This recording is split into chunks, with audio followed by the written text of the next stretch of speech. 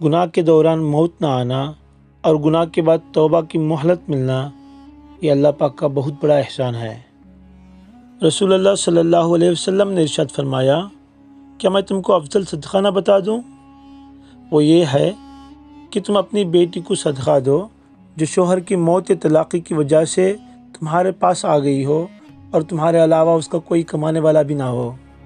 حضرت محمد صلی اللہ علیہ وسلم نے فرمایا، جب تم شوربہ پکاؤ تو اس میں پانی زیادہ کر لو اور اپنے پڑوسیوں کو یاد رکھو۔ دوسروں کے غلام نہ بنو جبکہ تمہیں اللہ نے آزاد پیدا کیا ہے۔ آپ علیہ السلام نے ارشاد فرمایا، جو شخص سخت ٹھنڈی میں اعضائے وضو کو اچھی طرح دھوتا ہے اس کو دوہرا یعنی ڈبل اجر ملتا ہے۔ انسان موت سے بچنے کی کوشش کرتا ہے مگر جہنم سے نہیں، حالانکہ وہ جہنم سے بچ سکتا ہے، موت سے نہیں۔ یہ زمانہ بھی بڑا عجیب ہے، ناکام کو دیکھ کر ہنستا ہے اور کامیاب کو دیکھ کر جلتا ہے۔ صبر نے حضرت یوسف کو عزیز مصر بنایا تھا اور توکل نے حضرت موسیٰ کو دریا پار کرایا تھا۔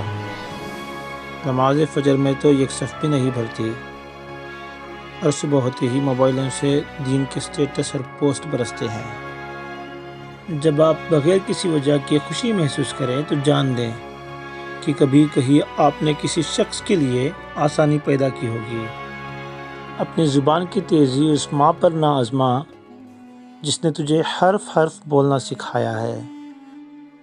اخلاق سے بات کرنا پریشانی سے نجات ہے، کیونکہ انسان پر سب سے زیادہ مصیبتیں اس کی زبان کی وجہ سے آتی ہیں۔ حضرت محمد صلی اللہ علیہ وسلم نے فرمایا، اپنے اولاد کا اکرام کرو اور ان کو حسن آداب سے آراستہ کرو۔ ہر اگنے والی چیز یہ بتاتی ہے کہ انسان جو بوتا ہے وہی کاٹتا ہے۔ ہر حال میں اللہ کا شکر ادا کرو کہ اللہ کا ہم پر یہ احسان کم ہے کہ اس نے ہمیں ایک مسلمان کے گھر اور محمد مصطفیٰ صلی اللہ علیہ وسلم کی امت میں پیدا کیا۔ ایک نامحرم کبھی دوست نہیں ہو سکتی، یا تو وہ قبر کا سانپ ہوتی ہے یا جہنم کی آگ۔ رسول اللہ صلی اللہ علیہ وسلم کا معمول تھا کہ جب 2/3 رات گزر جاتی تو آپ فرماتے، اے لوگوں، اللہ کو یاد کرو، اللہ کو یاد کرو۔ آپ صلی اللہ علیہ وسلم نے فرمایا، جب تم میں سے کوئی کھانا کھائے تو اسے اپنی انگلیوں کو چاٹ لینا چاہیے، کیونکہ اسے معلوم نہیں کہ اس کی کون سی انگلی میں برکت ہے۔ رسول اللہ صلی اللہ علیہ وسلم نے فرمایا، جب تم سونے کے لیے اپنے بستر پہ جاؤ تو آیت الکرسی پڑھ لیا کرو، اس کی وجہ سے اللہ تعالیٰ کی طرف سے تم پر ایک نگہبان یعنی فرشتہ مقرر ہو جائے گا اور شیطان صبح تک تمہارے قریب بھی نہ آ سکے گا۔ کیا خوب لکھا تھا کسی قبرستان کے باہر، منزل تو تیری یہی تھی، بس زندگی گزر گئی آتے آتے۔ کیا ملا تجھے اس دنیا سے، اپنوں نے ہی دفنا دیا تجھے جاتے جاتے۔ مسلم بستیوں میں کتابوں کی دکان اور لائبریریاں ایک بھی نہیں ملے گی، لیکن ہوٹل پر ہوٹل کھلتے جا رہے ہیں، جس کا نتیجہ یہ ہے کہ دماغ سکڑتے اور پیٹ بڑھتے جا رہے ہیں۔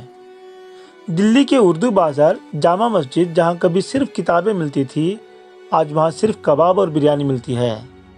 اسی سے اندازہ لگائیے کہ قوم کی ترقی کی رفتار سر سے ہٹ کر پیٹ کی طرف بڑھ رہی ہے۔ بچپن میں لگتا تھا نماز نہ پڑھنے پر سزا ملتی ہے، اب پتہ چلا کہ نماز کی توفیق نہ ملنا ہی سزا ہے۔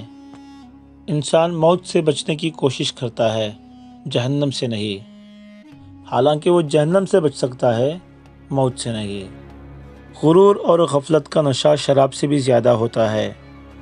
جو اس نشے میں مبتلا ہو جاتا ہے وہ جلدی ہوش میں نہیں آتا۔